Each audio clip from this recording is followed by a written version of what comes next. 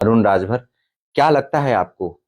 जैसे कि 7 तारीख तय हुआ था कि मंत्री पद दिया जाएगा, पूरा उत्तर प्रदेश में खलबली मचा था कि 7 तारीख को जो है मंत्री पद दिया जाएगा। तो यहाँ तक कि कई लोगों ने कह दिया था कि भाई राजभर जी के बारे में, जैसे कि समाजवादी पार्टी के कार्यकर्ता जो हैं कि बिन पेंदी के लोटे हैं भाई, ये पहले इधर थे अब उधर लुढ़क के चले गए।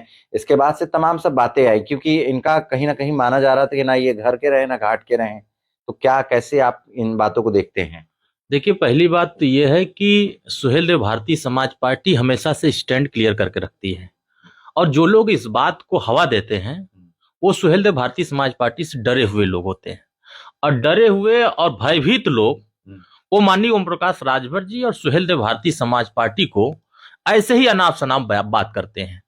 अगर वो हमको कह रहे हैं कि हम लोटा, पता नहीं क्या बोला है आपने ना, हम वो हैं, तो जब हम उनके साथ थे तो भर बल्टी भर पानी थे, बल्टी भर दूध थे, बल्टी भर खजाना थे, बल्टी भर वोट वाले थे। और हम हट गए तो हम बिना लोटा हो गए। तो लोटा बन के तो वो घूम रहे हैं, उनके साथ जो जाता है उसका वो लोटा उलट देते हैं, पहली बार बना देते हैं। सपा कह रही है कि कहाँ मिला उनको, 7 तारीख को जो है मंत्री पद मिलना था, क्यों नहीं जो है योगी जी दे दिए? क्या लगता है कि क्या कहीं ना कहीं लग रहा है क्या कि योगी जी इनको नकार रहे हैं, सिर्फ यूज किया जा रहा है, कुछ ऐसे लग रहा है क्या? देखिए, मंत्रिमंडल विस्तार को लेकर के माननीय ओम प्रकाश राजभर ने कभी भी तिथि तय नहीं किया था कि 7 तारीख या 10 तारीख या कुछ भी ऐसा ये तारीख तय होगा, उस दिन होना है। हाँ, ये जरूर है कि 7 तारीख को दिल्ली से एक सूचना थी कि उत्तर प्रदेश के माननीय मुख्यमंत्री, दोनों डिप्टी सीएम, उत्तर प्रदेश के संगठन प्रभारी और प्रदेश अध्यक्ष, इन सबको दिल्ली बुलाया जाएगा और आगामी लोकसभा चुनाव पर मंथन किया जाएगा और आगामी जो राजनीति की जो दिशा है उस पे जो सहयोगी दल है उन पे भी मंथन किया जाए। जो बात हमने कहा था उस पे मंथन, सबको बुलाया भी गया, मंथन भी हुआ और रणनीति भी बनाई गई। हर रणनीति हम आपको क्यों बताएंगे? हमारी जो रणनीति उनसे तय हुआ, उसके बाद विपक्ष ने ये हवा बनाना शुरू किया, सूत्रों के हवाले से खबर देना शुरू किया कि माननीय ओम प्रकाश राजभर जी ने तिथि तय किया था, उसमें मंत्री नहीं बनाए गए। हम मंत्री बनने की लड़ाई नहीं लड़ते हैं, हम वंचित वर्गों को न्याय दिलाने की लड़ाई लड़ते हैं, हम अति पिछड़ों वर्गों को हम सामाजिक न्याय के दायरे में लाने की लड़ाई लड़ते हैं। और जिन लोगों ने इन अति पिछड़ों का सामाजिक न्याय के नाम पर सिर्फ लूटपाट किया है, ऐसे लोगों को माननीय ओम प्रकाश राजभर जी की बढ़ती हुई लोकप्रियता हजम नहीं हो रही। उनके पेट में जैसे जैसे इनकी ताकत बढ़ रही है, विपक्ष के जो बड़े नेता हैं, जो पिछड़ों के नेता बनते हैं, उनके पेट में दर्द हो रहे हैं। हम तो कहते हैं, खुलेआम कहते हैं कि जो पिछड़ों के बड़े नेता बनते हैं वो अपनी जाति के नेता हैं। और समाजवादी पार्टी सामाजिक न्याय की पार्टी नहीं है, वो सिर्फ यादव समाज के जो मजबूत वर्ग है उनकी पार्टी है। तो इसीलिए जब हमारे साथ सभी वर्ग के लोग जुट रहे हैं तो ये समाजवादी पार्टी हवा बना रही, झूठे आरोप लगा रही है कि ये नहीं बन पाई, वो नहीं बन पाए। तो हम जिस लड़ाई को लड़ रहे हैं वो लड़ाई हम एनडीए सरकार से करा रहे हैं काम। आपने लंबे समय तक कांग्रेस पार्टी को समर्थन दिया, राष्ट्रीय पिछड़ा और आयोग को संवैधानिक दर्जा नहीं दिला पाए। 27% आरक्षण में 22% जो 22 सिफारिशें थी उसको लागू नहीं करा पाए। और आज हमने रोहिणी कमीशन का गठन कराया और पूरे देश में सर्वे कराया और 2244 जातियां, 2644 जातियां थी, जिसमें से मात्र 153 जातियां खाली 27% का लाभ उठा रही। तब क्या समाजवादी पार्टी ने इसके बारे में नहीं चर्चा किया? तब इस पे बोलने के लिए उनके जुबान में टेप लग जाता है, वो ताला लगा लेते हैं। और जब ये सत्ता में रहते हैं तो ये पिछड़ों का हक लूटते हैं, सत्ता से बाहर आते हैं तो पिछड़ों की बात करते हैं। तो यही लोग हैं जो आज वास्तविक जो लड़ाई माननीय ओम प्रकाश राजभर पिछड़े गरीब वंचितों की लड़ रहे हैं, इसलिए उनको डर सता रहा है। अब वो भाड़े के लोगों को अपने साथ जोड़कर के ये लड़ाई लड़ना चाहते हैं। लोग जान गए हैं, देश की और प्रदेश की जनता जान गई है कि ये सब और सब जो जितने पिछड़े वर्ग की राजनीति करने वाले नेता हैं, ये सिर्फ धोखा और लोगों का हक लूटने के काम किए हैं। इनके साथ कोई जाने को तैयार नहीं है। इसीलिए हमारी लोकप्रियता को देखते हुए लोग बौखला बौखला करके उल्टा सीधा बयानबाजी। अब तो लोग कह रहे हैं कि माननीय मुख्यमंत्री से इनका कोई संबंध अच्छा नहीं है, जबकि एनडीए में शामिल कराने के लिए, आपके चैनल पर मैं जिम्मेदारी से कह रहा हूं, एनडीए गठबंधन में शामिल कराने की मुख्य अगर भूमिका किसी ने निभाया तो उत्तर प्रदेश के माननीय मुख्यमंत्री ने निभाया। लोग ये कह रहे हैं कि जब राजभर जी जब सपा में थे और जब चुनाव हो रहा था तो उन्होंने एक बात कहा था कि योगी जी का बाजा ना बजा दिया तो मेरा भी नाम राजभर नहीं। कहीं नहीं लगता है कि वो बात कहीं खटकती होगी योगी जी को कि भाई इन्होंने तो कहा था कि बाजा ना बजा दिए, अब वो अभी इस वक्त जो है बीजेपी में शामिल हो गए हैं। तो क्या लगता है कहीं इस चीज को भी लेके लोग जो है अनबन मान रहे हैं क्या? बिल्कुल नहीं मान रहे हैं। जो इस देश में राजनीति करता है वो राजनीति में सकारात्मक सोचता है। जो लोग राजनीति में अपरिपक्व होते हैं वो नकारात्मक राजनीति को सोचते हैं। तो जो लोग इस बात को सोच रहे हैं वो नकारात्मक दिशा में कल तक कह रहे थे कि इंडिया गठबंधन चट्टान की तरह खड़ा है। जैसे ही मध्य प्रदेश चुनाव घोषणा हुआ उस चट्टान के पत्थर पर श्री अखिलेश यादव जी और समाजवादी पार्टी के नेता छेनी हथौड़ी लेकर के ठोकना शुरू कर दिया। कहना क्या शुरू किया कि कांग्रेस पार्टी चालू पार्टी है, कांग्रेस पार्टी धोखेबाज पार्टी है, कांग्रेस पार्टी को वोट नहीं देना है, इन्होंने जाति जनगणना नहीं होने दिया, जातियों का सर्वे कराकर इन्होंने देश की सामने नहीं रखने दिया, 27% आरक्षण ये लागू नहीं होने दिया। समाजवादी पार्टी भारतीय जनता पार्टी को मजबूत करने के लिए अभियान चला रही है। वो ही मध्य प्रदेश में नहीं, छत्तीसगढ़ में भी, राजस्थान में भी, तेलंगाना में, जहां देश भर के जहां इनका संगठन है, ये सब मिल करके मोदी जी को तीसरी बार प्रधानमंत्री बनाने के लिए काम कर रहे हैं। उत्तर प्रदेश में ये पूरी भूमिका अदा कर रहे हैं। देखिएगा समाजवादी पार्टी के ही बड़े बड़े नेता भारतीय जनता पार्टी को जिताने के लिए अपने बूथ को टाइट करेंगे। अच्छा, ये अगर ऐसा रहता तो कल सफाई में जिस तरह से देखा गया था कि नेताजी का जन्मदिन था, वहां पर उन्होंने मीडिया से बातचीत में ये कहा कि सफाई में हॉस्पिटल जो था, हाईवे था जो कनेक्ट कर रहा था, कहीं ना कहीं जो भाजपा सरकार है ये नहीं बना रही है कि कहीं जो है सपा का गढ़ मजबूत ना हो जाए, सपा के जो यहाँ के जो लोग हैं वो कहीं ना मजबूत हो जाएं। तो इसको देखते हुए सफाई में जो हॉस्पिटल है और जो पुल है जो डायरेक्ट जो है मध्य प्रदेश को कनेक्ट करता है, तो उसको ये कैसे आप देखेंगे? क्योंकि कल जो उनका जो बयान आया है पूरा एक तरह से देखा जाए तो भाजपा की जो नाकामी है उसको वो दिखा रहे हैं। देखिए, समाजवादी पार्टी का खाने को अलग, दिखाने को अलग, दो तरह के दांत हैं उनके पास। वो खाने वाला अलग रखते हैं, दिखाने वाला अलग रखते हैं। और उसी तरीके से राजनीति में वो बयान कुछ और देते हैं, करते कुछ और है। सिर्फ सैफई ही उत्तर प्रदेश का एक भाग नहीं है। उत्तर प्रदेश में 75 जिले हैं, यहाँ 80 लोकसभा है, 403 विधानसभा है, सिर्फ सैफई का 5 विधानसभा नहीं है, या खाली मैनपुरी और कन्नौज और सैफई ही पूरा उत्तर प्रदेश नहीं है। और समाजवादी पार्टी ये जान रही है कि उत्तर प्रदेश में बहुत तेजी से डेवलपमेंट हो रहा है। एम्स बन रहे हैं, मेडिकल कॉलेज बन रहे हैं, एयरपोर्ट बन रहे हैं, बड़े बड़े हाईवे बन रहे हैं, एक्सप्रेसवे बन रहे हैं। तो समाजवादी पार्टी को लग रहा है या अन्य विपक्षी दलों को यह लग रहा है कि अब हमारे पास तो कुछ बचा ही नहीं, अब हम बोलेंगे तो क्या बोलेंगे। वो नेताजी को श्रद्धांजलि देने लोग आए थे, वो समाजवादी पार्टी के श्री अखिलेश यादव जी का भाषण नहीं कोई सुनने आया था। वो नेताजी से जिन लोगों का आस्था, हम लोगों का आस्था है, अगर पद्म विभूषण से उनको सम्मानित किया गया, हमारी ही सरकार ने उनको सम्मानित किया। अयोध्या में भगवान राम के तारीख का लोग चर्चा करते थे कि मंदिर वहीं बनाएंगे, तारीख नहीं बताएंगे, उसका तारीख भी तय हो गया है, इसलिए उनकी चिंता बढ़ गई। आप ये बताइए, भाजपा के बड़े एक चेहरा हैं वरुण गांधी, क्या लगता है वरुण गांधी अभी इस समय भाजपा में ही सांसद हैं और भाजपा को ही घेर रहे हैं, भाजपा पे ही सवाल उठा रहे हैं, तो क्या लगता है ये अब इनका रुख बदलने वाला है? क्या सपा में जाएंगे, सपा को सपोर्ट करेंगे? दो तरह की बातें हैं, एक तरफ सनातन को मानने वाले लोग हैं और दूसरी तरफ इस जो है बाइबिल और कुरान को मानने वाले लोग। तो जो सनातन विरोधी हैं वो कुरान को नमस्ते कर रहे हैं और बाइबिल को प्रणाम करके उनकी बात कर रहे हैं। एक तरफ रामायण महाभारत के चरित्र पर चर्चा हो रही है, दूसरी तरफ समाजवादी पार्टी के नेता भारतीय जनता पार्टी की विचारधारा की बात कर रहे हैं।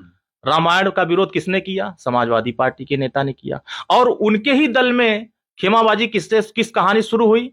हिंदुत्व का एजेंडा बीजेपी का है, समाजवादी पार्टी का नहीं रहा। लेकिन पूरे चुनाव में अभी आप हाल ही में देखिए, रामायण के चौपाई पर सवाल उठा, रामायण की प्रतियां जलाई गई, केदारनाथ, बद्रीनाथ, काशी विश्वनाथ पर सवाल खड़ा किए गए। किसने खड़ा किया? ये हिंदू विरोधी, सनातन विरोधी लोगों ने खड़ा किया। इसका मतलब इन लोगों का हिंदू सनातन पर आस्था नहीं। आपका आस्था नहीं है, बिल्कुल मत रखिए।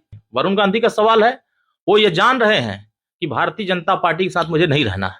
विकास पे बात कर रहे हैं, विकास नहीं हुआ है, उन्हीं चीजों पे तो बात कर रहे हैं। अरे भाई, लंबे अग्निवीर पे बात किया कि जो है 4 साल के लिए हो जाएगा, वो लौट के जाएंगे तो नाली साफ करेंगे, बर्तन साफ करेंगे अग्निवीर के जो जवान है, तो ये कैसा लगेगा? ये सवाल पूछ रहे हैं। देखिए, ये सैनिकों का अपमान करते हैं, देश में जो युवा हैं उनके मनोबल को तोड़ते हैं। आज लाखों युवा अग्निवीर योजना से जुड़ करके देश की सरहद पर जाने को तैयार है।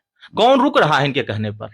अगर ये विकास इनको नहीं दिखाई दे रहा है तो जाके चश्मा बनवा ले पावर वाला। तो वरुण गांधी समाजवादी पार्टी से जुड़ने के लिए व्याकुल भारत है और इसीलिए वो परेशान है कि जल्दी हमारा टिकट कंफर्म हो जाए और समाजवादी पार्टी ज्वाइन कर लें। देखिएगा आने वाले समयों में ये समाजवादी पार्टी और कांग्रेस के संपर्क में बने हैं, जहां इनका सेट हो जाएगा वहां वो चले जाएंगे। और रही सवाल ये कि जिस तरह से विपक्षी एकता बनाने की कोशिश हो रही है, मुझे ऐसा लगता है कि ये विपक्षी एकता लंबे समय तक टिकने वाला नहीं है। जितने विपक्ष के बड़े नेता हैं, कुछ दिन देखिएगा एनडीए में न दिखाई दें तो फिर कहिएगा। बड़े बड़े नेता विपक्ष के एनडीए के साथ संपर्क में बने हुए हैं और जैसे ही उनका राजनीतिक दिशा सेट हुआ वो सब देखिएगा। इंडिया गठबंधन तो दावा करे कि 2024 में ही भाजपा का समाप्ति हो जाएगा। कहां बचा है इंडिया गठबंधन? कौन है इंडिया गठबंधन में? सब उसमें तो दुल्हा बनना चाहते हैं, कोई बाराती बनना चाहता है? जब बाराती बनना ही नहीं चाहते हैं, जब दुल्हा बनना चाहते हैं तो सबको दुल्हा नहीं बना जा सकता है। बाराती तो सब रहता है लेकिन दुल्हा तो एक रहता है। तो इसमें क्या है, सपा कह रही हमारा दुल्हा होना चाहिए, उधर ममता बनर्जी कह रही हमारा दुल्हा होना चाहिए, केजरीवाल वाली पार्टी के हमारा दुल्हा। तो जो उनके साथ जितने हैं, गठबंधन में दरार है आपके कहने का? ये उनके पेट में दरार हो गया है, गठबंधन में दरार हो गया, दिल में दरार हो गया है, उनके हाथों में दरार हो गया है। दरार तो बहुत जगह है। भ्रष्टाचार के खिलाफ लड़ाई लड़ने वाली पार्टियां आज जेल में क्यों दिखाई दे रही? भ्रष्टाचार की बात करने वाली पार्टियां आज घोटाले में क्यों संलिप्त? अभी तो हाल ही में कांग्रेस पार्टी का 751 करोड़ रुपया जब्त किया। जेल में वो लोग हैं, कांग्रेस बता रही है कि जेल में वो लोग हैं जो भाजपा पे सवाल किए हैं। उनको या तो ईडी ने छापा मार के उन पे कोई कुछ दिखाया है, तो या तो फिर सीबीआई के वो गिरफ्त में है और यही लोग जो हैं जेल में हैं। ईडी और सीबीआई किसके पास जाती है? जिनके पास संदिग्ध चीजें पाई जाती है या जिनके पास कुछ ऐसी खुफिया जानकारियां होती कि इनके पास इस तरह गलत तरीके से धन अर्जित हुए। और आपके पास क्यों नहीं आती ईडी? कोई ना कोई सुराग मिलता है तभी ईडी वहां जाती है। अगर ईडी वहां नहीं जाती तो 751 करोड़ अभी, जिसमें सोनिया गांधी जी खुद कंपनी के अध्यक्ष हैं और राहुल गांधी जी उसके मेंबर हैं, इन लोगों का क्यों ईडी ने जब्त किया? कहां से पैसा आया इसको बता नहीं पाए। और शराब घोटाले में आम आदमी पार्टी के नेता मनीष सिसोदिया क्यों जेल में गए?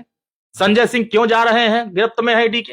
वो बताएं ना कि हाँ हम पाक साफ है, हमारा कोई इसमें लेना देना नहीं है, इसलिए हमको परेशान किया जाए। इसका मतलब कहीं ना कहीं सुराग है, आप उसको छुपा रहे हैं और अपने छुपाने के चक्कर में देश की राजनीति में अपने आप को पाक साफ बताना चाहते हैं। अखिलेश जी के आपने सुना होगा पीडीए कहते हैं, पीडीए को सपोर्ट करेंगे, तो क्या इसमें आप क्या कहेंगे? इसमें कांग्रेस का अलग एक जा रहा है, भाजपा का अलग जा रहा है, पीडीए क्या है? देखिए ये बहुत नकलची है। एनडीए की बढ़ती हुई ताकत को देखते हुए जितने पिछड़े हैं, दलित हैं, अल्पसंख्यक है, जब ये एनडीए के साथ खड़े होते दिखने लगे तो बड़ी चालाकी से श्री अखिलेश यादव जी ने एक नारा निकाला, पीडीए, पिछड़ा, दलित, अल्पसंख्यक, अपने बैनर पर लिखा और उसमें से ए को बना दिया मुसलमान, डी को बना दिया दलित और पी को बना दिया पिछड़ा। न इनके साथ पिछड़ा बचता है, न इनके साथ दलित जा रहा है, न इनके साथ मुसलमान जा रहा है। अब एक मुसलमान लंबे समय से पीड़ित है, लेकिन कहीं समाजवादी पार्टी ने उस एक मुसलमान को बचाने के लिए सड़क पर आंदोलन नहीं किया। एक जो बयान आया था राजभर जी का कि यादव जो हैं 12 बजे के बाद जो है टुल हो जाते हैं, तो कहीं ना कहीं यादव बड़े नाराज हुए थे इस बयान को लेके। वो बल्कि वो ये भी कह रहे थे कि सपा में हम रहे थे साथ में, तो हम उनके साथ काम करते तो हम देखते थे, हमारी अनुभव जो है वो बता रहे हैं। तो इसको लेके आप क्या कहेंगे? सपा के जो नेता हैं वो हमेशा नशा में रहते हैं। वो नशा कैसे है, जब आप उनकी रैली में जाएंगे दुहूरा खाएंगे तो पता चल जाएगा कि किस नशा में है। वो हमेशा से उग्रवादी तरीके से काम करते हैं।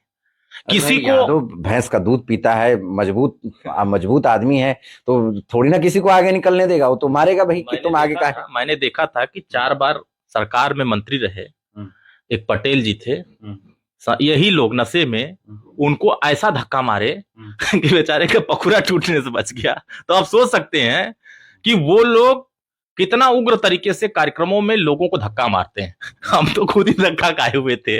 तो आप सोचिए कि जो बड़े बड़े नेता जब धक्का खा रहे हैं तो वो लोग यही कहते हैं कि ये सब हमेशा नशा में चलते हैं। हम थोड़ी ना कहते हैं, वो सपा के ही नेता कहते हैं और उन्हीं लोगों को कहते हैं, सपा के ही नेता कहते हैं कि इनकी बुद्धि 12 बजे के बाद खुल जाती है, इसीलिए ये लोग आक्रामक तरीके से लोगों को धक्का मारते हैं। अंदर जाकर के देखा गया कि वहां बहुत लोगों के साथ शोषण होता है। और छोटे कार्यकर्ता से लेकर बड़े कार्यकर्ता सब प्रताड़ित होते हैं, भले बोल ना पाते हो। आज प्रताड़ित हो रहे हैं। मौर्य जी के बयान पर कितने लोग प्रताड़ित हो रहे हैं, सुन रहे हैं कि नहीं? मौर्य जी के बयान से हमको लगता है कि समाजवादी पार्टी में 3 खेमा बना हुआ है। भले श्री अखिलेश यादव जी कुछ बोले, लेकिन चुनाव में ये भाजपा की मदद करेंगे सबके सब, देखिएगा। और सब मजबूती से अपने बूथ पर खड़े होकर के बीजेपी को जितवाने में काम करेंगे। बिल्कुल। तो देखिए हमारे साथ अरुण राजभर थे, और जो कि सियासी राजनीति में क्या फेरबदल चल रहा है, किस तरह से चल रहा है, अभी हम उस पर बात किए और आने वाले समय में राजभर से भी बात करेंगे। फिलहाल अभी राजभर जी बाहर है, जिसके वजह से उनसे बातचीत नहीं हो पा रही है। लेकिन फेरबदल और कितना फेरबदल हो रहा है राजनीति में, कहाँ चहल पहल हो रहा है, अभी हम अरुण राजभर जी से जिस तरह से सवाल किए और आपने देखा कि उनका जवाब जो है बिल्कुल साफ तौर देखा गया कि किस तरह से उन्होंने दिया। और बिल्कुल सही, कुछ बातें तो सही लगी और कुछ बातें जो रह गई हैं राजभर जी से जी हम पूछेंगे और उसमें आपको दिखाएंगे कि क्या कुछ इस बात में जो है साफ निकल के आ रहा है। लखनऊ से कैमरा पर्सन अनुज के साथ राज